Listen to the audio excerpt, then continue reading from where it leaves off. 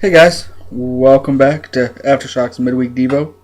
Today, as we continue our study in Philippians, as we continue to look at Paul here, we're going to see in Philippians 4, verses 10 through 11, a few things about him, something he says about himself. And before we dive into that, let's remember who Paul is real quick. He used to be Saul, persecutor of Christians, was converted, and then he becomes this radical, all-out, in it to win it, go hard kind of guy for Christ, right? Then he ends up getting thrown in prison for preaching the gospel of Christ. And this is where he writes the book of Philippians from. He's in prison. So let's read verses 10 through 11 in Philippians 4 right now. We'll read those from the NIV. There it says, I rejoice greatly in the Lord that at last you have renewed your concern for me. Indeed, you have been concerned, but you have had no opportunity to show it. I am not saying this because I am in need, for I have learned to be content whatever the circumstances. As I read that, it blows my mind that we have Paul. We talked about it. He's in prison. And he's in prison because he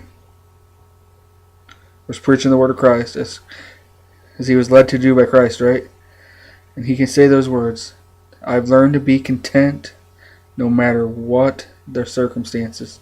As I thought about that, it was real convicting for me.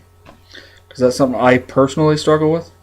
It's hard to be content when things aren't going your way, right? Oh man, we hate it when things don't go our way. We don't want to be content in those circumstances. Yet here he is in prison. Yet he says, I have learned that I can be content in every circumstance. We'll see next week how he's able to do this. But I just want to challenge you guys this week. Think about contentment. Think about how Paul shows that he can do it no matter what the circumstance. And think about how are we doing with that? Do we let little things weigh us down? Do we let them make us unhappy? Or even the big things? Prison's probably a pretty big thing, right? He's able to be content with that because he knows it's in God's plan. How do we do with that? Hey guys, hope you're having a great first week of school. Great first Wednesday. Hope to see you Friday night at the 5th quarter.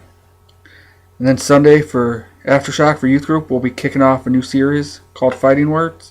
I'm really excited about it. Spent most of the day Monday studying stuff about it in the afternoon. So I'm really excited about it. Plus we'll be playing across enemy lines volleyball, which should be pretty fun. So hope to see you Sunday night and Friday night. See ya.